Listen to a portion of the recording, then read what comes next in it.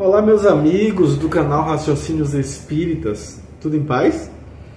Eu espero que sim. Eu sou o professor Danilo Cruz, voluntário aqui do canal Raciocínios Espíritas, e esse é o nosso estudo hebdomadário a respeito da obra de Carlos Juliano Torres Pastorino, chamada Sabedoria do Evangelho, na qual nós nos encontramos no volume de número 3, chegando já na metade, e hoje nós abordaremos 2 capítulos, um curtinho chamado Jesus Percorre a Galileia, e um outro um pouco mais longo, um pouco mais denso, que se chama Instruções aos Emissários, parte 1, onde a gente vai poder abordar naquela mesma perspectiva de tentar encontrar uma analogia, um simbolismo nos acontecimentos da vida de Jesus com a nossa jornada evolutiva pessoal.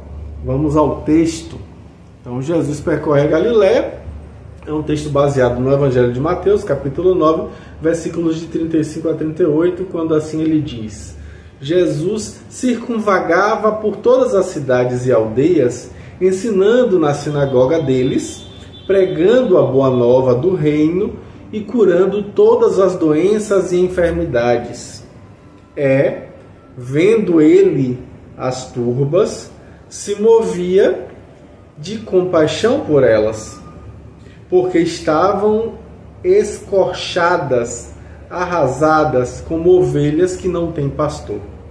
Então disse a seus discípulos: na verdade a seara é grande, mas os trabalhadores são poucos. Rogai, pois, ao Senhor da seara que envie trabalhadores para a sua seara. Agora nós vamos ao Evangelho de Marcos, no capítulo 6, versículo 6b, quando assim Marcos diz: ele perambulava pelas aldeias circunvizinhas ensinando. E aí Pastorino vai explicar dizendo que quando ele sai de Nazaré, depois de atravessar a multidão enfurecida, que repentinamente emudecera ao vê-lo voltar-se e sair calmamente, Jesus se reúne à sua comitiva, que ficou de fora, e empreende um giro pelas aldeias vizinhas, ensinando naquelas sinagogas. Mateus, então, conserva-nos a impressão de que Jesus tivera das massas populares dos lugares por onde ele passava. São trechos de conversas amigáveis mantidas durante a marcha na poeira das estradas. O mestre via a população como ovelhas sem pastor, desorientada pela falta de mestres seguros que as alimentassem com a verdade divina. Então ele se compadece, que na verdade no texto em grego exprime a compaixão profunda que chega até as entranhas, comovendo emocionalmente.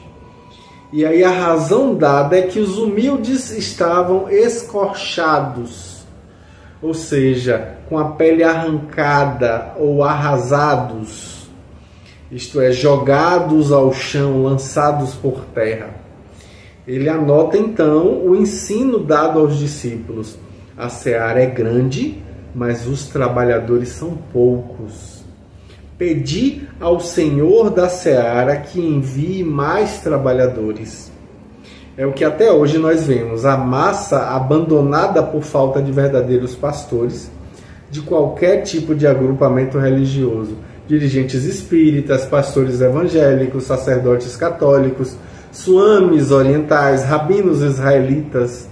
Numa palavra, todos os pregadores do espiritualismo.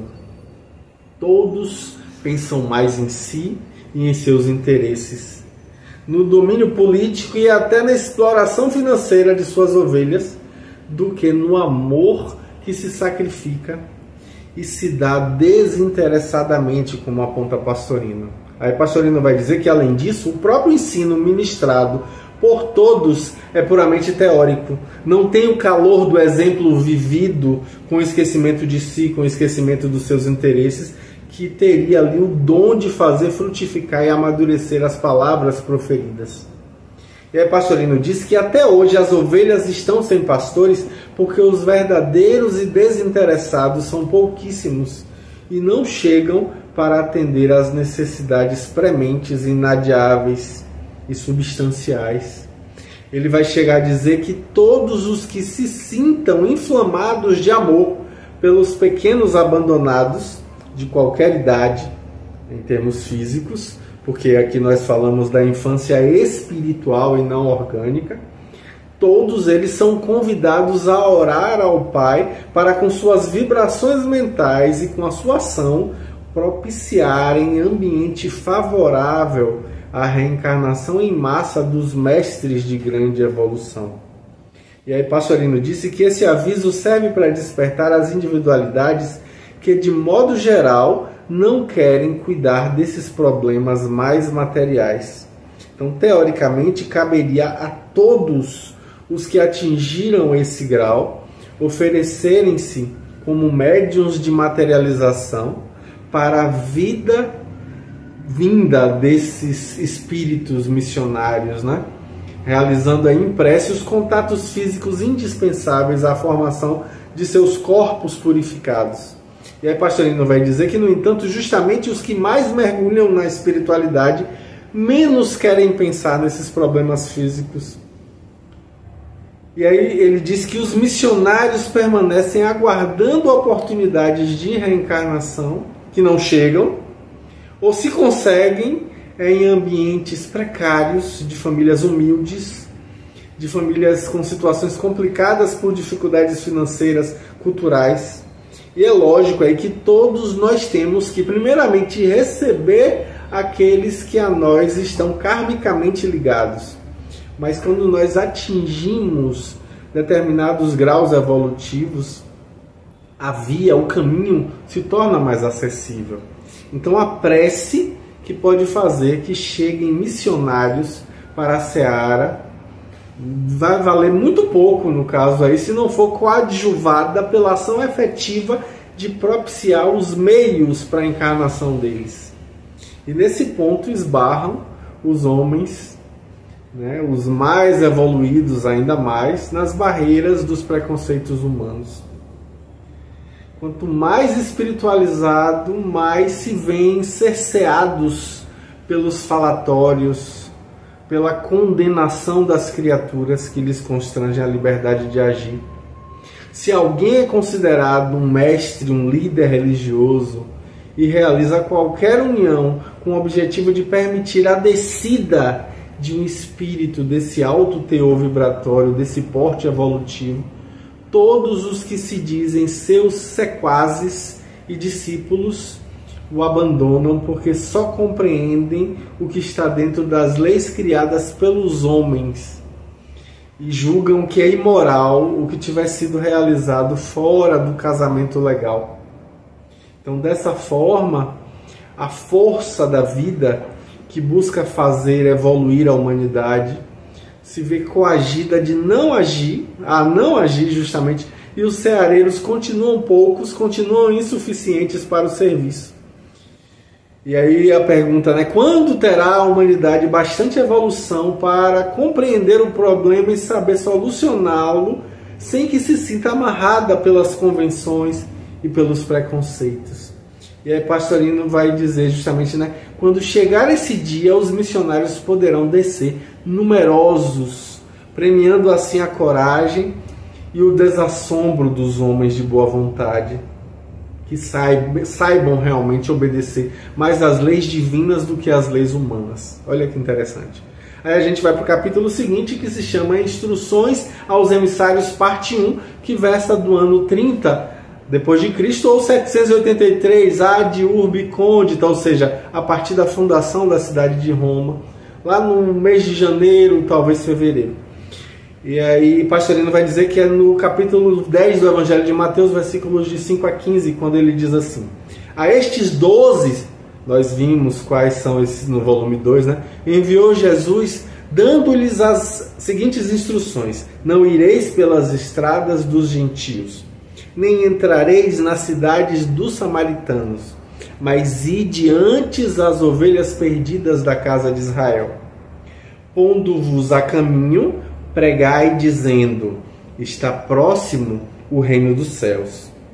Curai os enfermos, ressuscitai os mortos, limpai os leprosos, expeli os espíritos desencarnados, de graça recebestes, de graça dai.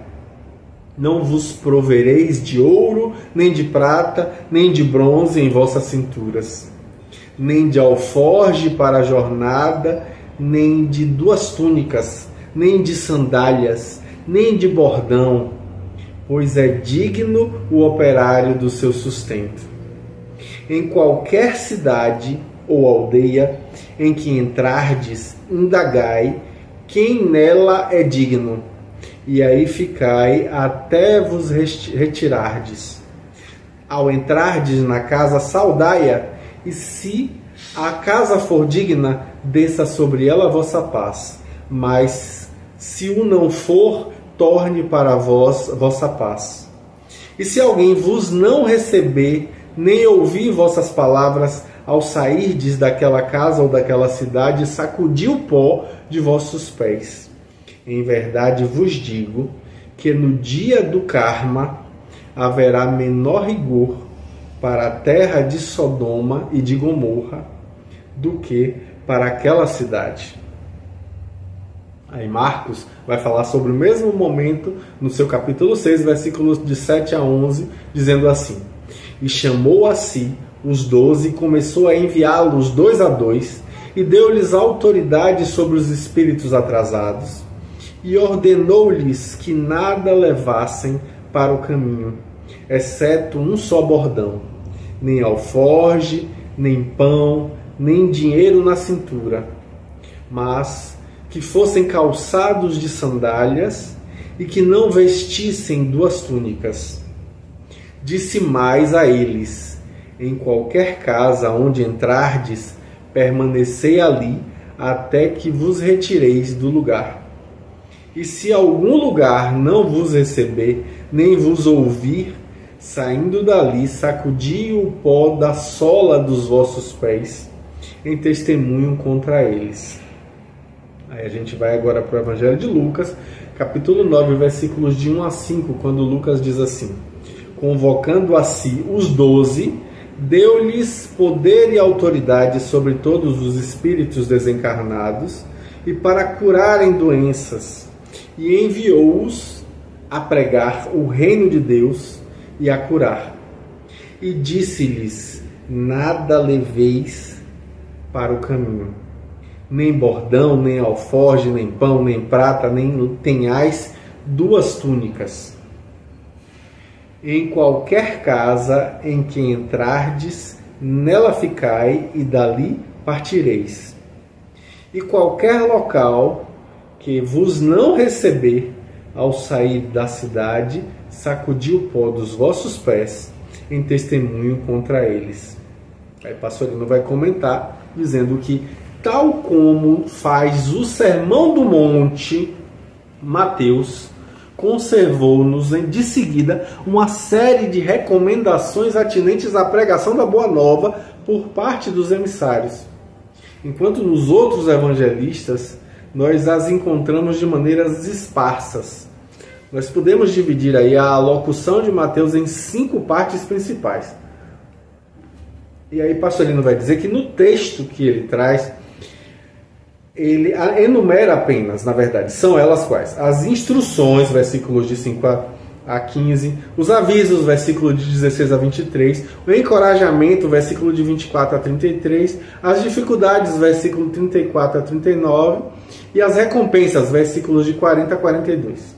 Aí ele diz que muitas coisas foram ditas sobre o império das circunstâncias da época e necessitam ser atualizadas. Por exemplo, a recomendação de não seguir pela estrada dos gentios, nem entrar nas cidades dos samaritanos, mas só falar às ovelhas perdidas da casa de Israel, pode bem substituir-se hoje.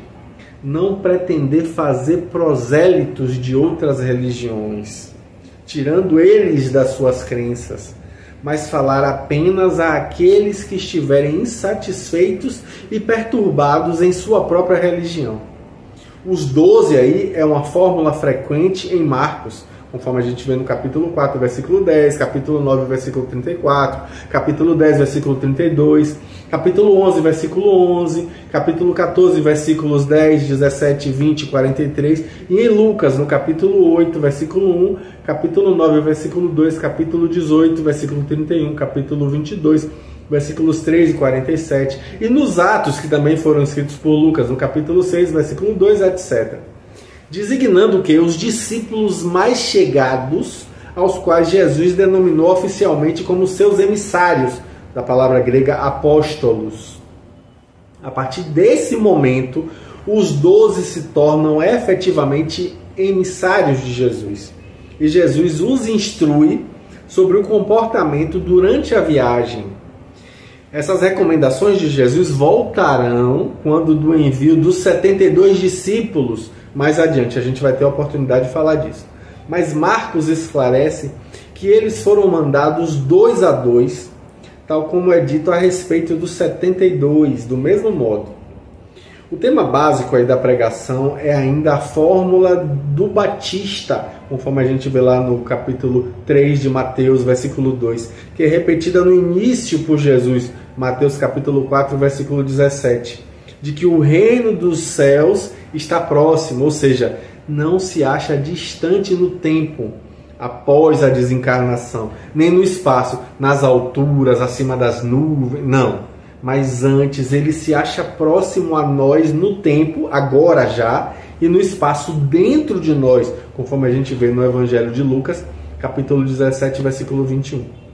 Além disso, recebem esses 12 a ordem taxativa de curar os enfermos, de ressuscitar os mortos, de limpar os corpos da lepra, os espíritos dos obsessores. E tudo isso deve ser feito sem que jamais se pense em retribuição de qualquer tipo, mormente financeira. De graça recebestes esse dom, de graça dai-o a todos os que vo-lo pedirem. Até aqui a concordância dos 3 sinóticos não oferece nenhuma dúvida, mas na enumeração do que devem levar ou não no caminho tem algumas discrepâncias, algumas discordâncias. Eles concordam em proibir dinheiro, alforge com víveres, túnicas. Entretanto, é bom lembrar que Mateus e Lucas proíbem o bordão, enquanto Marcos recomenda um bordão. Mateus proíbe as sandálias, Marcos autoriza e Lucas silencia a esse respeito. É preciso que a gente analise o texto aí, né? Falando no dinheiro, Marcos diz bronze, Lucas escreve prata e Mateus especificamente nem ouro, nem prata, nem bronze, né? Ele diz assim. Então, nesses materiais eram cunhadas as moedas, segundo os seus valores, né? Sendo que as de bronze eram confeccionadas as moedinhas de pequeno valor. E aí a gente vê que nós traduzimos na cintura e não no bolso.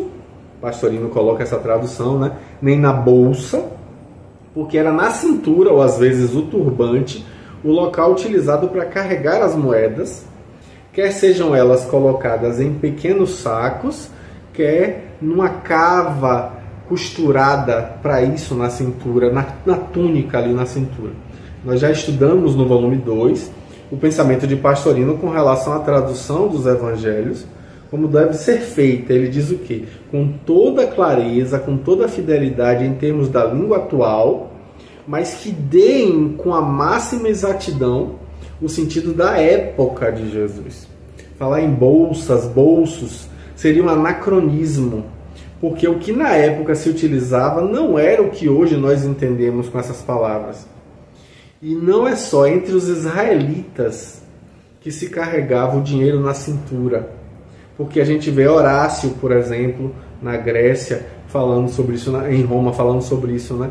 Ele escreve lá em latim, dizendo o quê? Que irá aonde quiseres quem perdeu a cintura, ou seja, o dinheiro, né? Então é bom lembrar, as sandálias ou alpercatas também são proibidas em Mateus, que chamam elas ali, na verdade, de sola de couro em grego, né? Ou sola de madeira, que é amarrada aos pés, mas elas são autorizadas em Marcos com a expressão grega que é colocada ali, né, que é amarrando sandálias sobre os pés.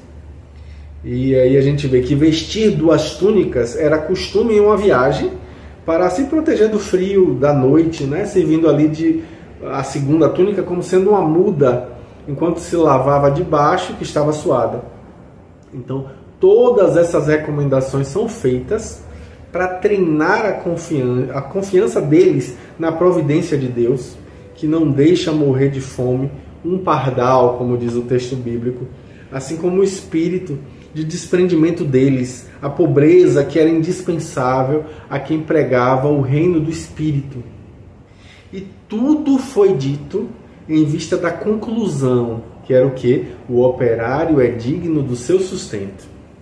Em grego, a palavra trofê exprime o alimento e algo mais, como uma acolhida, uma hospedagem. A trofê era o que se proporcionava aos filhos da casa. Então, ao chegar à localidade, era importante informar-se de alguém que fosse digno, a palavra em grego é axios, e nessa casa se permaneceria todo o tempo, pois ausentar-se dela constituiria ali, segundo o hábito israelita, uma ofensa ao hospedeiro.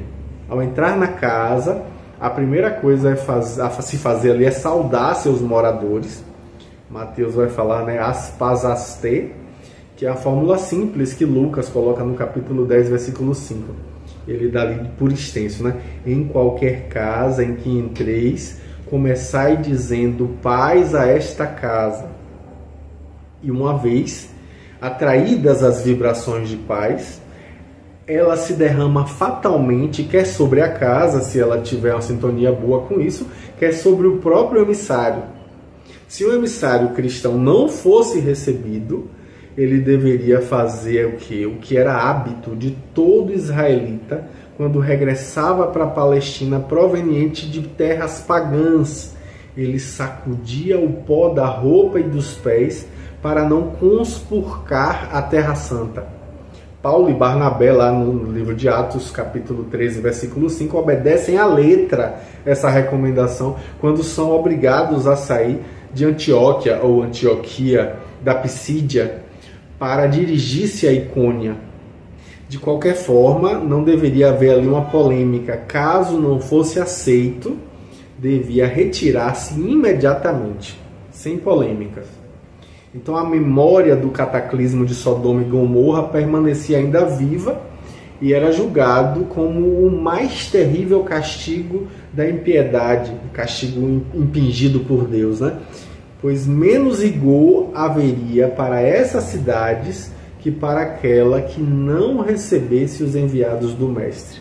No entanto, a permanência em cada localidade devia ser curta. A tradição da época, registrada na Didaquê, no capítulo 11, versículo 1, prescreve um dia ou no máximo 2, acrescentando que aquele que permanecer 3 dias é falso profeta. Olha que interessante. O dia do karma, ou crises, que se refere ao juízo final, aí, mas não se refere ao juízo final, mas sim a colheita do resultado das ações feita por meio da frequência vibratória de cada um, de acordo com as ondas básicas, né, com a tônica de cada ser, será ele atraído para este ou para aquele local, tal como as ondas hertzianas, como diz Pastorino, né, que penetram num aparelho de rádio, num receptor, de acordo com a sintonia em que ele se encontra. Então, se as ações forem na linha do bem, na direção do Espírito, a colheita será de alegria, será de paz. Se as ondas forem na direção, no sentido do mal, da matéria, Satanás, como a gente diz, né? O resultado colhido, ou seja, o karma, será de dores, sofrimentos. Então essa triagem, essa separação, crises, é exatamente o karma automático, porque a lei já estabeleceu tudo de antemão. E não é necessário que ninguém faça julgamentos. A humanidade de hoje não precisa mais dessas figurações infantis. Ela já está madura para receber a verdade sem qualquer tipo de distorção. Então, de acordo com o karma, será o estado do espírito dos seres vibratoriamente separados segundo as suas tônicas. Aí ele vai colocar a parte do julgamento. Ele diz que há um verbo grego chamado krinó, que é sistematicamente traduzido nas edições correntes como sendo julgar. O seu substantivo é crisis, é sempre trasladado por julgamento ou juízo. E aí ele propõe que a gente estude esses termos que são de importância capital na compreensão do ensino que é dado por Jesus. Ele vai dizer que o verbo krinó apresenta, na verdade, dois sentidos básicos, que é de separar, fazer uma triagem, escolher, decidir, resolver e, por analogia, por extensão, julgar. Enquanto que o substantivo crisis exprime fundamentalmente uma ação, uma separação, né, uma escolha, o resultado da ação de escolher, a decisão, onde por analogia e extensão, julgamento ou juízo. E aí ele propõe que a gente analise agora o sentido etimológico, que também importa nesse caso. Ele consultou aí alguns dicionários de etimologia, de Émile Boissac, né? Ele vai trazer justamente textos de Liddell Scott também, no dicionário de grego e inglês de Oxford. Ele também estuda o Sir Monier Williams, né, que vai trazer justamente uma perspectiva colocando que krinó e crisis, assim como o latim cerno, vem da raiz sânscrita kri, que significa agir, fazer, causar, elaborar, construir, escolher. Então, dessa mesma raiz, kri, deriva o substantivo sânscrito karma, que exprime uma ação, uma realização, um efeito, um resultado da ação escolhida, uma escolha, e cujo sentido aí é perfeitamente compreendido pelos estudiosos do espiritualismo, né? Ou seja, o karma, que é a consequência, boa ou má, de uma ação que é boa ou má, e que a criatura tenha realizado ali por sua livre escolha, como aponta Pastorino. E aí Pastorino vai dizer que é possível verificar que traduzir sistematicamente krinó e crisis por julgar e julgamento, que são sentidos analógicos extensivos, é em muitos casos forçar o sentido e até mesmo desvirtuar o sentido.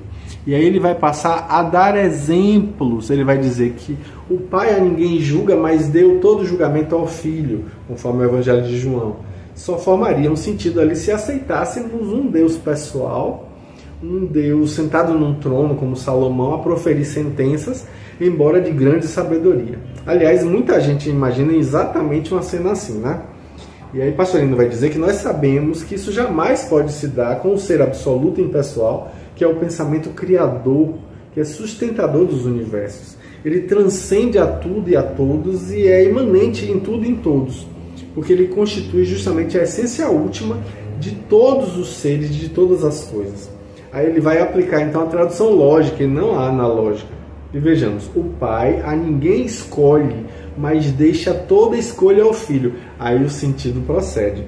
Justamente por ser imanente em todos, o Pai impessoal a ninguém escolhe, porque a todos, bons e maus, justos e injustos, conforme o Evangelho de Mateus, capítulo 5, versículo 45, santos e criminosos, ele dá as mesmas oportunidades, a mesma quantidade de amor, a mesma liberdade absoluta, o livre-arbítrio, né?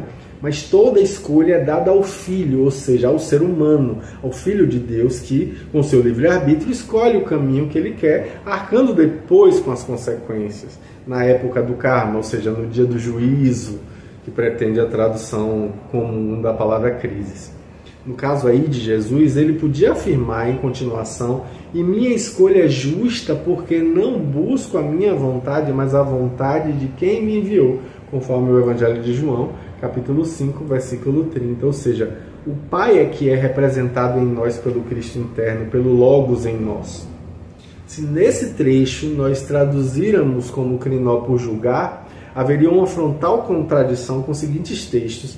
João capítulo 8, versículos de 15 a 16. Vós julgais segundo a carne, as aparências. Eu a ninguém julgo, mas se eu julgo alguém, é verdadeiro o meu julgamento, porque não estou só, mas eu e o Pai que me enviou.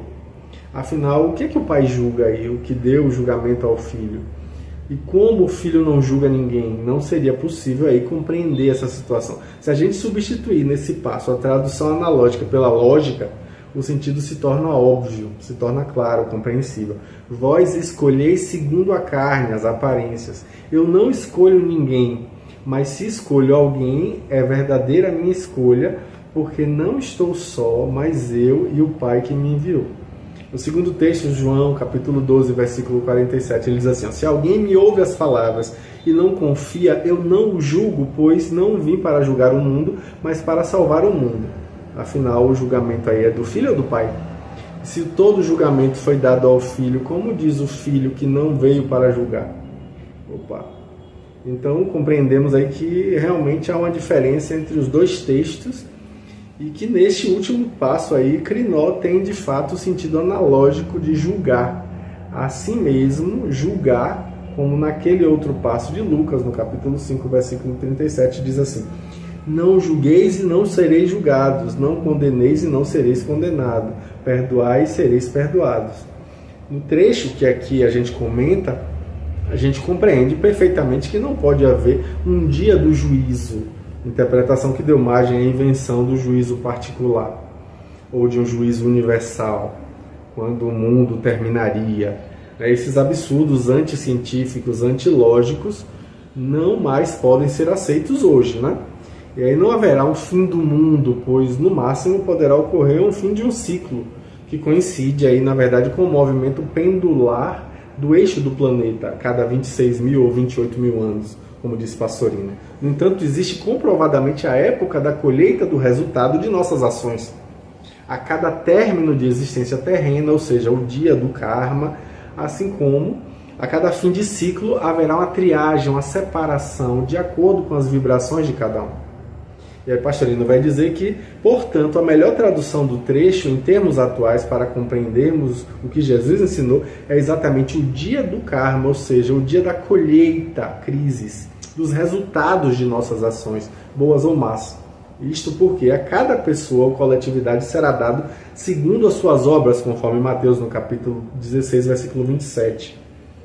E outros textos mais, que Pastorino inclusive cita esses textos, colocando de maneira bem clara que nós arcamos com as responsabilidades de nossas escolhas. Quando a gente lê esse primeiro trecho aí, nós temos a impressão de estarmos recordando as recomendações que são feitas àqueles que, emissários do alto para a terra, reencarnam com a tarefa específica de evangelização.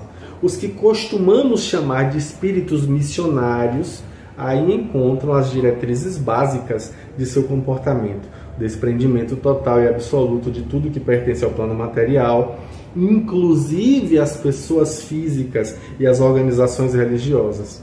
E aí a tarefa é bem específica: ensinar a proximidade do reino dos céus, que se encontra dentro de cada um. Se não for aceito num local, numa família, saia para outros, para todos os que estão perdidos, ou seja, desorientados. Então, nessa passagem rápida, distribuir paz, saúde, luz, não esperar nada de volta. Ensinar o trecho que, na verdade, o que nós devemos ter com a personalidade transitória que fenece ali com a erva do campo, a gente não vai ficar preso a isso. Então, a gente vai buscar a colheita dos resultados das nossas ações, muito mais levando em conta a atitude espiritual, a recusa de se espiritualizar, do que os atos físicos do corpo, os erros do sexo, etc. e tal. As imperfeições sempre naturais a quem é imperfeito. Então, o ato de recusar o convite para espiritualizar-se, ou seja, o pecado contra o espírito, é que constitui a condenação, não como um castigo, mas porque isso assinala como uma consequência na direção interna do nosso caminhar. Então, se a criatura está caminhando para o sul, embora convidada, recusa ir para o norte, está condenada a jamais chegar ao norte, assim se caminhar para a matéria, ou seja, um antissistema, e recusar voltar-se para dirigir-se ao espírito, que é o sistema, ele fica ipso facto condenada, porque peca contra o espírito, conforme Lucas capítulo 12, versículo 10. Ou seja, a movimentação na direção oposta ao espírito. Resumindo, todo aquele que pretende dedicar-se à vida real do espírito tem que desaprender, desapegar-se de tudo que é material. Dinheiro, roupa, cajado, calçado, comidas, vivendo apenas para fazer o bem. Curando, ressuscitando, limpando, distribuindo paz, saúde, tudo de graça, sem esperar nenhuma retribuição. Só o espírito vale, a personalidade é precária e é transitória. Uau! Bem interessante, né? Ansioso para saber sobre como é que vai ser aí a questão da parte 2. Então, acompanhe a gente semana que vem. Com fé em Deus, estaremos aqui. Grande abraço, até lá. Tchau, tchau.